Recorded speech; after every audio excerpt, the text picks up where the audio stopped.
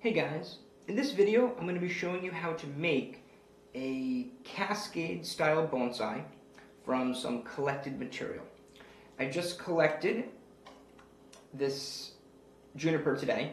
It's a small juniper, pretty thin. I think it'll be decent for being able to wire into a Cascade style. I've selected this pot. It's an elevated pot, which will allow me to kind of allow the plant to cascade down a little bit. So I think this plant and this pot will work nicely together. Usually, collected material I want to put in a larger training pot, but unfortunately I'm kind of limited in space and pots right now, so I think this pot will have to do. Bonsai can be a pretty expensive hobby if you want it to be. If you really want to get top quality material or bonsai that have already been constructed, especially by top bonsai professionals, top bonsai artists, you can be spending tens of thousands, if not hundreds of thousands of dollars on trees. Some trees have been valued in the millions. However, it's quite easy to start bonsai at a very affordable price, at a very affordable cost. So I recently moved and I had to get a bunch of new supplies and I was able to do so pretty cheaply. So just to kind of walk you through some of this real quick. A pair of gloves that I use for collecting or working with prickly plants like this juniper. And these gloves were about $1 or $2. The drainage screens here I got for a little less than $1. The shovel I believe was $2. These trimmers, cutters, I got for $2. Nose plier with wire cutters, I believe another $2, and then this little set of bonsai wire was about a little less than $1. So 1,000 won is about 90 cents to the US dollar. So a little less than $1. So pretty much I spent $2 on this pot. The plant, I pretty much used the shovel and the gloves to collect. So let's say that's about $5 there, and I'm going to be using wire and this pair of pliers here. So really, under $10 to make a decent little bonsai tree. So I'm going to change the angle so you guys can see me working a little bit better, and we're going to get started on making this bonsai. Okay, so I cut a piece of wire and started to apply it to this small plant. Now this is not good quality wire.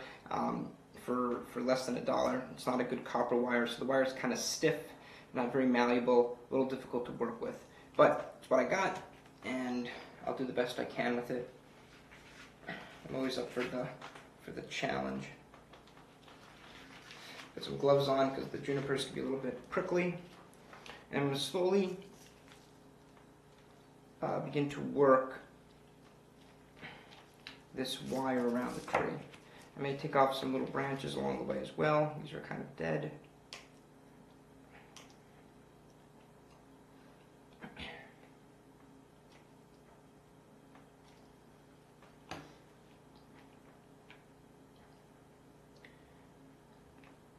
Let me take off some very small little bits.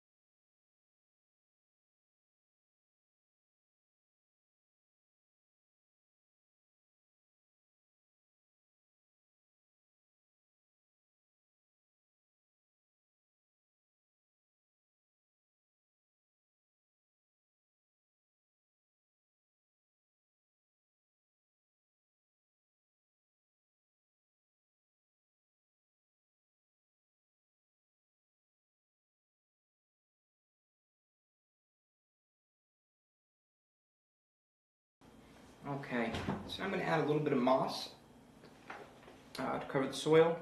I've talked about moss in previous videos. I personally like it. Some people don't, at least not all year round. I tend to think moss, again, the benefits, I think it looks nice, keeps the soil in place, and it helps keep moisture in the soil. And other people dislike it. They feel it can keep too much moisture in the soil, could potentially cause rotting of the trunk if it's pressed up against it, which I've never had an issue with. And some people just feel it blocks water from getting to the plant. And again, you can troubleshoot that by submerging your pot, making sure all the bubbles, air bubbles come out so it's fully saturated. Or you can just make sure you water the plant enough that water comes out the bottom drainage hole. So again, if you want moss, or just to use it throughout the year or just during an exhibition, whatever works for you is fine. There's really no right or wrong to it. But I use it with most of my plants.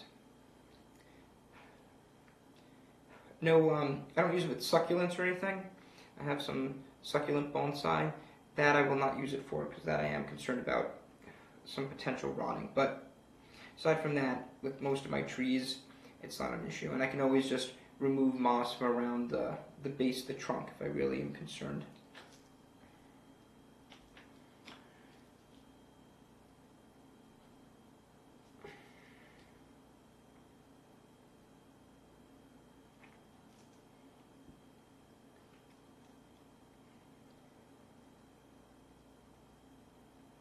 Applying moss to the soil is quite simple. Just find small pieces of moss or break up the moss that will fit the shape of the pot and around the trunk. And then you just gently press it into the soil. So you want to make sure the bottom of the moss is in contact with the soil. And I usually try to make sure that it's kind of tucked into the inner lip of the pot. I don't want it kind of hanging out, because then it can fall out.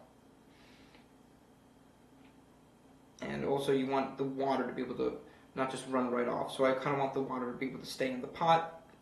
So if it gets tucked in, it won't run off out of the pot. It'll stay within the pot when I do watering. Alright, I think that's about good. So again, I just did this bonsai. The pot was $2. Both the plant and the moss were collected. Soil cost about $2, and the tools that I used to collect it cost a few dollars, but ultimately a bonsai for under $10. And again, I reused those tools, so I collected about maybe 6 plants today using those tools. So really the cost is pretty much that of the pot and the soil, and the tools really get reused a fair amount. Alright, I'm going to come in to show you a finished product. Thanks for watching, and please tune in for more videos on how to get started with bonsai.